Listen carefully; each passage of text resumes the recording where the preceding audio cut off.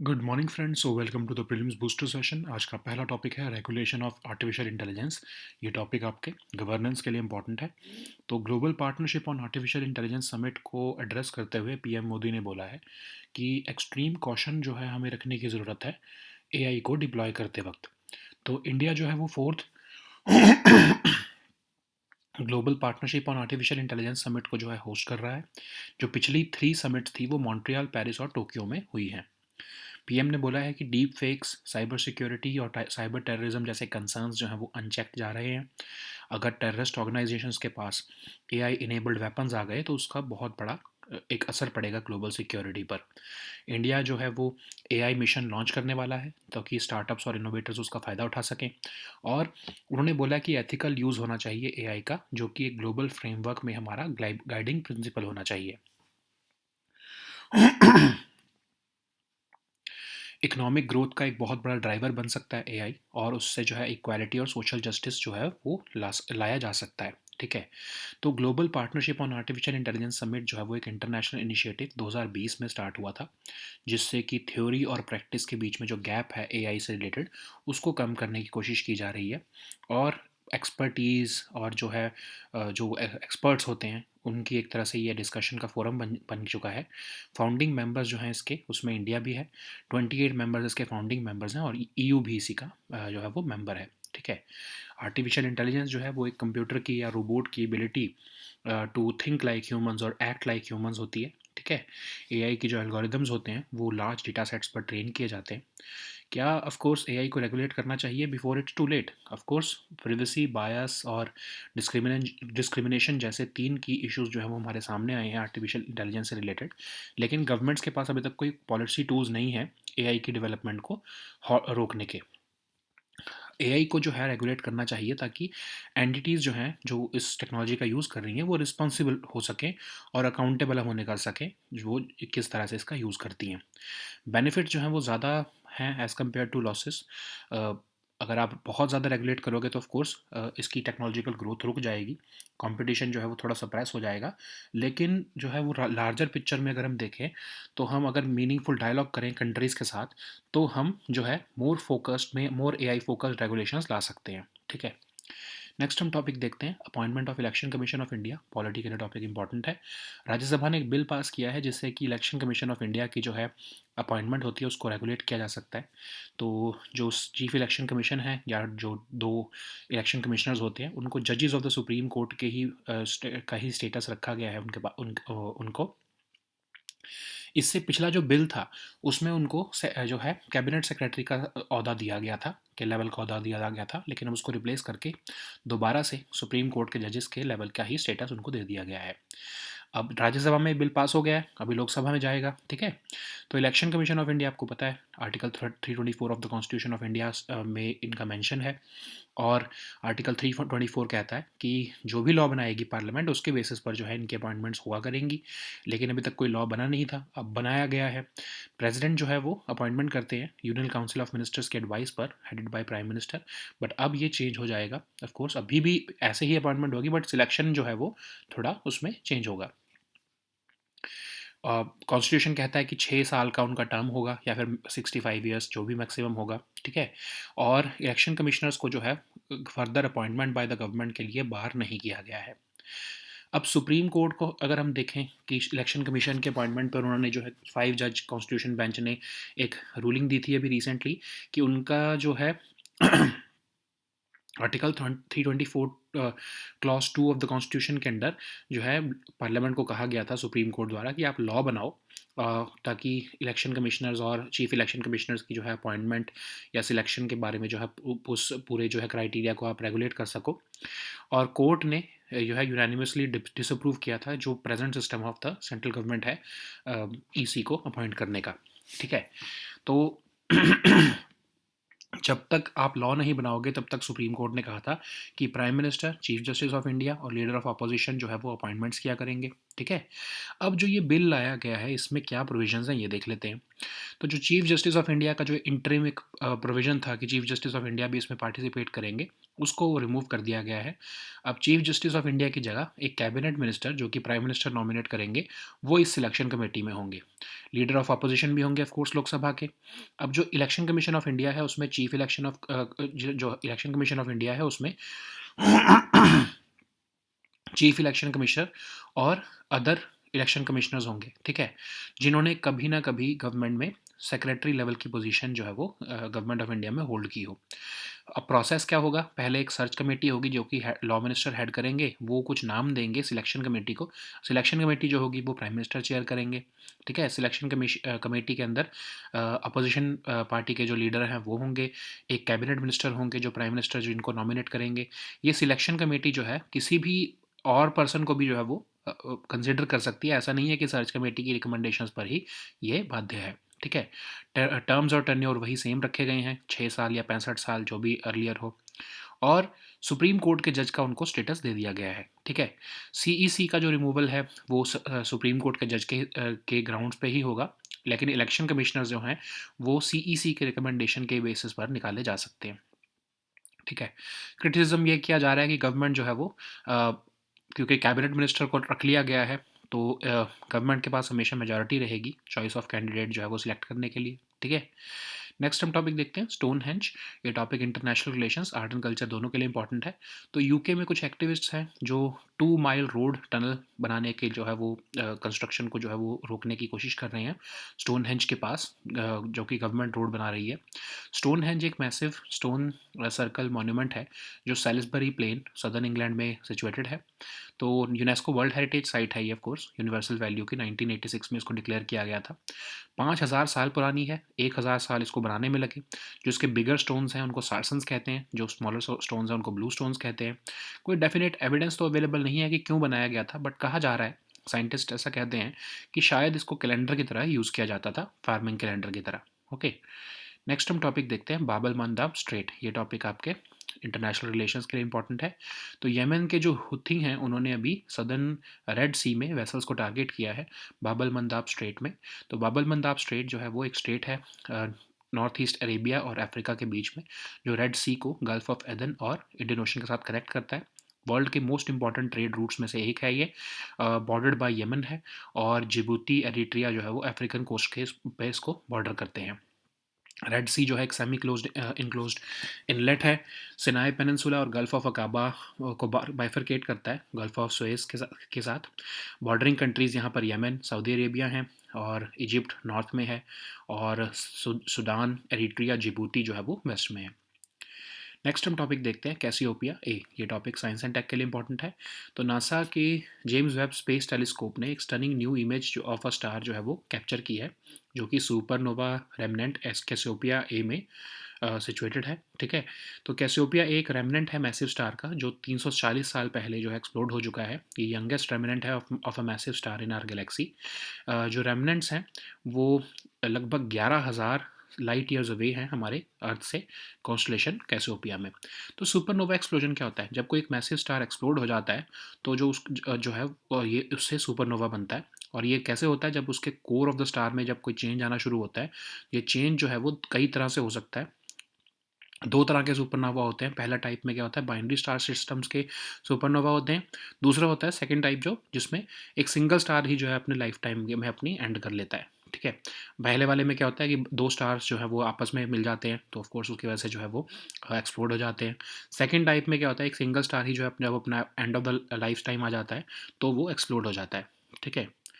Next हम topic देखते हैं करार कॉम्बैट ड्रोन्स। ये टॉपिक आपके सिक्योरिटी के लिए इंपॉर्टेंट है। तो ईरान ने रिसेंटली करार कॉम्बैट ड्रोन्स जो हैं, जो इसमें एयर टू एयर मिसाइल्स लगे, उसको अनवील किया है अपनी एयर डिफेंस कैपेबिलिटीज़ दिखाने के लिए। तो करार combat drones unmanned combat aerial vehicles हैं, एयर व्हीकल्स हैं जो कि ईरान ने बनाए हैं, और ये इसकी लॉन्ग एंड्योरेंस है, कॉम्बैट केपेबल ईरानियन ड्रोन है ये। इसके पास कैपेबिलिटी टू इंटरसेप्ट है, न्यूट्रलाइज है हॉस्टाइल एरियल थ्रेट्स को। इसकी ऑपरेशनल रेंज लगभग 1000 किलोमीटर्स तक की है, और इसकी मैक्सिमम स्पीड जो है वो लगभग 560 माइल्स पर आवर है, और इसकी जो है सर्विस सीलिंग ऑल्टीट्यूड लगभग 47,000 फीट तक का है। नेक्स्ट हम टॉपिक देखते हैं, Indian forest and would certification scheme. Environment के लिए टॉपिक इंपॉर्टेंट है। तो रिसेंटली मिनिस्ट्री ऑफ एनवायरनमेंट ने Indian forest and would certification scheme जो है उसको लॉन्च किया है। ये एक तरह से थर्ड पार्टी सर्टिफिकेशन देती है, वॉलंटरी ऑफ कोर्स, ताकि हम सस्टेनेबल फॉरेस्ट मैनेजमेंट और एग्रो फॉरेस्ट्री को कंट्री में प्रमोट कर सकें। इस स्कीम के अंदर फॉरेस्ट मैनेजमेंट सर्टिफिकेशन भी दी जाएगी, मार्केट इंसेंटिव्स दिए जाएंगे उन एंटिटीज़ को जो फॉरेस्ट मैनेजमेंट और एग्रो फॉरेस्ट्री प्रैक्टिसेस को और इन स्टैंडर्ड्स को फॉलो करती हैं। ठीक है, अब जो है इसमें कौन जो है ये इसको फॉलो करेगा, कौन से पार्टीज इन्वॉल्व होंगी इसमें, इस सर्टिफिकेशन में। स्टेट के फॉरेस्ट डिपार्टमेंट्स, इंडिविजुअल फार्मर्स या फार्मर प्रोड्यूसर ऑर्गेनाइजेशंस जो हैं, जो पूरे एग्रो फॉरेस्ट्री और फार्म फॉरेस्ट्री में एंगेज होते हैं, वो इसका पार्ट बनेंगे। ठीक है, फॉरेस्ट मैनेजमेंट जो सर्टिफिकेशन होगा वो इंडियन फॉरेस्ट मैनेजमेंट स्टैंडर्ड्स के बेसिस पर होगा, और इसको Indian forest and would certification council जो है ओवरसी करेगा। Indian institute of forest management Bhopal जो है वो इस स्कीम को ऑपरेट करेगा, और जो नेशनल एक्रेडिटेशन बोर्ड है सर्टिफिकेशन बॉडीज़ का under quality council of India, वो इन सर्टिफिकेशन बॉडीज़ को एक्रेडिटेशन करेगा। ठीक है, कि कौन से स्टैंडर्ड्स अपनाए जाएंगे जब भी आप यूज़ करते हो किसी भी फॉरेस्ट प्रोडक्ट का या जो है वुड का, तो उस पर वो स्टैंडर्ड्स फॉलो हो रहे हैं या नहीं, उसकी उस उनकी जो सर्टिफिकेशन बॉडीज़ हैं उनको एक्रेडिटेशन का काम ये करने वाला है। ठीक है, नेक्स्ट हम टॉपिक देखते हैं, फॉल्ट लाइन। इन्वायरमेंट के लिए टॉपिक इंपॉर्टेंट है। तो जियोलॉजिस्ट, मिनरोलॉजिस्ट और अर्थ और ओशन साइंटिस्ट जो है उन्होंने एक 72 किलोमीटर लॉन्ग फॉल्ट जो है कनाडा के वैंकूवर आइलैंड में जो है पाया है। फॉल्ट लाइन क्या होती है? फॉल्ट लाइन बेसिकली एक लाइन होती है जो कि जियोलॉजिकल फॉल्ट के इंटरसेक्शन पर होती है अर्थ के सरफेस में। फॉल्ट बेसिकली फ्रैक्चर होता है दो ब्लॉक्स ऑफ रॉक में, जो कि स्ट्रेस क्रिएट करता है दो प्लेट्स के बीच में, और जो कि मूव हो रही हैं डिफरेंट डायरेक्शंस में। बिगेस्ट फॉल्ट्स जो होते हैं वो खासकर दो प्लेट्स के बीच में होते हैं। इन फॉल्ट्स की वजह से ही जो है वो ये प्लेट्स मूव हो पाती हैं आपस में एक दूसरे के साथ में। जब ये फॉल्ट्स मूव होते हैं, जब ये प्लेट्स मूव होती हैं, इन्हीं फॉल्ट्स वाले रीजन में ही अर्थक्वेक आता है, जो कि जो मोस्ट ये फॉल्ट्स हैं ये डिस्प्लेसमेंट इनमें होती रहती है ओवर जियोलॉजिकल टाइम। जो फॉल्ट सरफेस है वो हॉरिजॉन्टल, वर्टिकल या किसी भी आर्बिट्रेरी एंगल में हो सकता है। तो तीन कैटेगरीज के ये फॉल्ट्स होते हैं, strike slip faults, normal faults और थ्रस्ट फॉल्ट्स। जो स्ट्राइक स्लिप फॉल्ट्स हैं उसमें होता क्या है कि दो प्लेट्स जो है वो आपस में हॉरिजॉन्टली स्लाइड पास्ट होती हैं, कोई भी वर्टिकल मूवमेंट नहीं होती उसमें। नॉर्मल फॉल्ट जो है उसमें एक मास ऑफ रॉक स्लाइड करता है डाउनवर्ड और पुल अवे करता है from another mass of rock.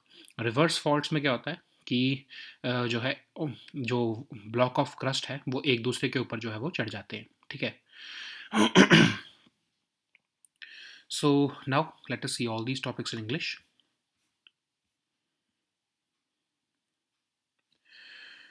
So the first topic is regulation of artificial intelligence. This topic is important for your governance section.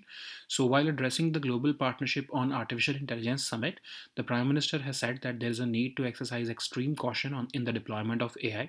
So he was addressing the fourth Global Partnership on Artificial Intelligence Summit. The first three such summits were held in Montreal, Paris, and Tokyo, respectively. So the PM has flagged deepfakes, cybersecurity, and cyber terrorism as the concerns which emanate from unchecked deployment of artificial intelligence tools. So he has also said that if a terrorist organization gets its hands on AI-enabled weapons, it will have a major repercussion on global security. So India, he has also announced that India will be launching its AI mission, which will help the startups and innovators segment. And he has suggested that there should be ethical use of AI, which should be the guiding principle for a global framework for the regulation of AI. So he has said that AI has its biggest power in connecting people. It can ensure equality and social justice apart from just economic growth. So, what is this Global Partnership on Artificial Intelligence Summit? So, it's an international initiative which started in 2020.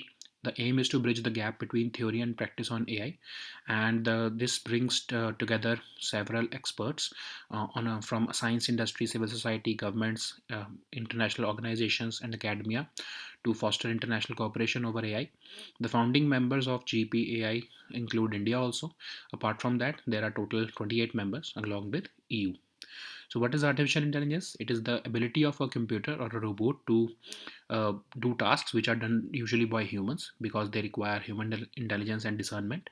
So AI algorithms are basically trained using large data sets so that they can identify patterns, make predictions, and recommend actions just like a human would do. Okay, but just faster and better. So should AI be regulated before it's too late? Of course, there's no question regarding the same. AI has already suffered from three key issues: privacy, bias, and discrimination.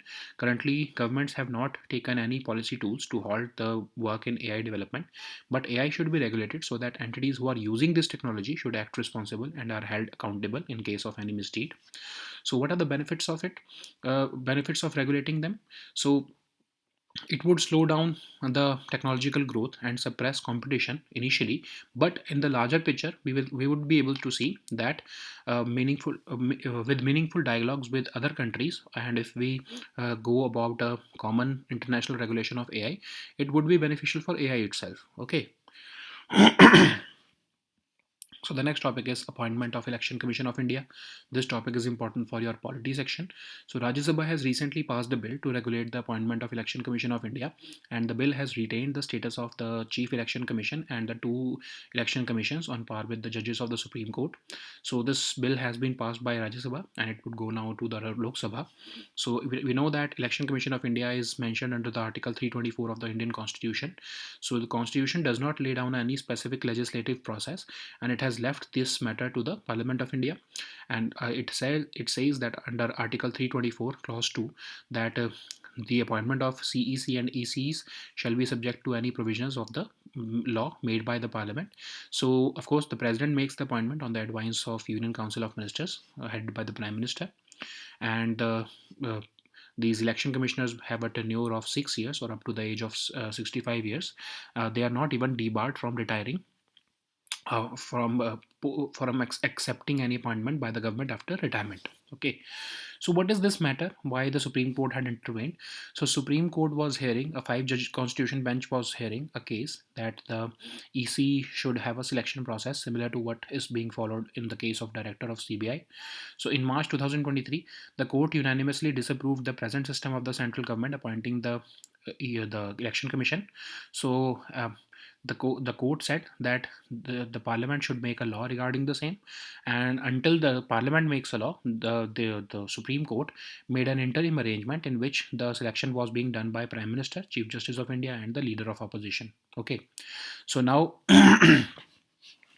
this interim system will stop now because the government has introduced this bill, and now this bill has certain key highlights, like the bill will replace the Chief Justice of India with a cabinet minister, which would be nominated by the Prime Minister in the committee for selection of these CECs and ECs. It will also make the leader of opposition in the Lok Sabha as a member of the selection committee. The bill says that ECI will consist of CEC and other ECs among the people, and they should have held the post equivalent to secretary in the government of India. So what would be the process? So a search committee would be there, which would be headed by the law minister, who would propose a panel of names for the selection committee. Then this selection committee will be chaired by the Prime Minister, which would also include the leader of opposition and a cabinet minister nominated by the Prime Minister. This selection committee may consider any other person also, and it will not be bound by the search committee's panel report only. So the term and tenure remain the same. The 6 years and 65 years term would remain the same, and CECs and ECs would be equivalent. The salary their salary would be equivalent to that of Supreme Court judge. The CEC's removal shall be in the same manner as on the grounds of an SC judge, but the election commissioners can be removed on the recommendations of CEC. So there is also a provision which would shield them from being taken to court for any civil or criminal charges related to their official duties. So there is also criticism that government has introduced a cabinet minister in the selection committee. So government will have a majority in the choice of candidate at all times. Okay. So the next topic is Stonehenge. This topic is important for your international relations and art and culture topic. So activists in the UK are coming together to stop the construction of a 2-mile road tunnel which is close to the Great Circle of Stonehenge. and the road is being constructed by the government. So Stonehenge is a massive stone circle monument located in the Salisbury Plain in southern England. It is a UNESCO World Heritage Site of outstanding universal value since 1986, and the work started on this Stonehenge about 5,000 years ago, and it took about 1,000 years to build it. So the bigger stones in the Stonehenge are called sarsens. The smaller stones are known as blue stones. The purpose is not yet clear, but the scientists are saying that it was probably used for observing the sun and moon, and it worked out as the farming calendar. So the next topic is Bab al-Mandab Strait. This topic is important for your international relations. So Yemen's Houthis have been targeting vessels in the southern Red Sea and the Bab al-Mandab Strait. So Bab al-Mandab Strait is a strait between northeast Arabia and southwest Africa, which connects the Red Sea and the Gulf of Aden and the Indian Ocean. It is one of the world's most important trade routes. It is bordered by Yemen and Djibouti and Eritrea on the African coast. So if we look at the Red Sea, then it is a semi-enclosed inlet. It has been bifurcated by the Sinai Peninsula into it bifurcates. The northern portion of Red Sea is bifurcated by the Sinai Peninsula into the Gulf of Aqaba and the Gulf of Suez, and it is where it connects to the Mediterranean Sea via the famous Suez Canal. So Yemen, Saudi Arabia, Egypt, Sudan, Eritrea, and Djibouti are the border countries of Red Sea. So the next topic is Cassiopeia A. This topic is important for your science and tech section. So NASA's James Webb Space Telescope has captured a stunning new image of a star which has exploded in the supernova remnant Cassiopeia A. So this Cassiopeia A is a remnant of a massive star which exploded about 340 years ago. It is the youngest remnant of the massive star in our galaxy known to mankind. It is located about 11,000 light years away in the constellation Cassiopeia. So what are these supernova explosions? So basically, it is the explosion of a massive star which occurs when there is a change in the core of the star. So there are two types of supernova explosions. First happens when in the binary star systems, when two stars which orbit the same point, they basically merge, and the one star of one of them explodes, resulting in this supernova. The second type occurs when the star reaches its end of the lifetime. So the next topic is Karar combat drones. This topic is important for your security section. So Iran has recently unveiled its advanced Karar combat drones, which is basically armed with air-to-air missiles. And Karar combat drones are the unmanned combat aerial vehicles developed by Iran. It is the first long endurance combat capable Iranian drone. It has the capability to intercept and neutralize hostile aerial threats at significantly reduced costs. So Karar drones have an operational range of up to 1,000 kilometers. They have a maximum speed because of its turbojet installation of 560 miles per hour, and it can attain a ceiling altitude of about 47,000 feet. So the next topic is Indian Forest and Wood Certification Scheme. This topic is important for your environment section. So recently, the Ministry of Environment has launched this Indian Wood Certification Scheme. So this is the National Forest Certification Scheme, which offers voluntary third-party certification designed to promote sustainable forest management and agroforestry in the country. This would also include forest management certification, and this would basically provide market incentives to various entities who are adhering to these responsible forest management and agroforestry practices voluntarily in their operations. So who would be the parties involved in this certification? State forest departments, individual farmers or farmer producer organizations who are engaged in this agroforestry and farm forestry would be participants in this entire value chain. So forest management certification will be based on the Indian Forest Management Standard, and this will be overseen by the Indian Forest and Wood Certification Council. The Indian Institute of Forest Management, Bhopal, will act as the operating agency of this scheme, and the certification bodies of this scheme would be accredited by the National Accreditation Board for Certification Bodies under the Quality Council of India. Okay. So the next topic is fault line.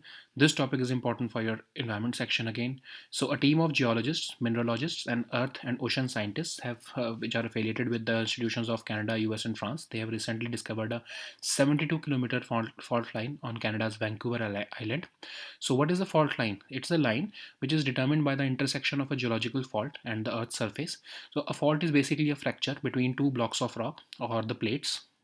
So it is caused by the stresses created at the sections of these plates because they move in different directions.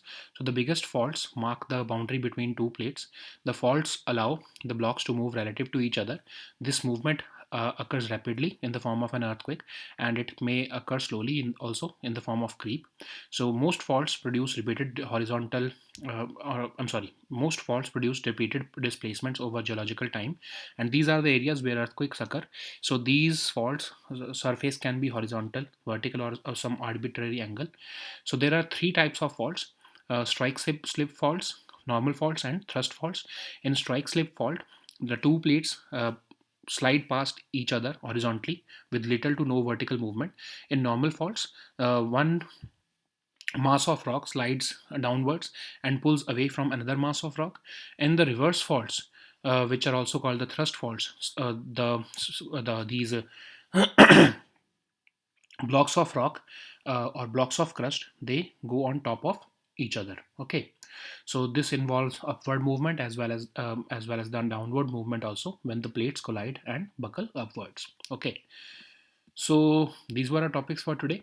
We'll meet next time with new topics. Until then, goodbye and take care.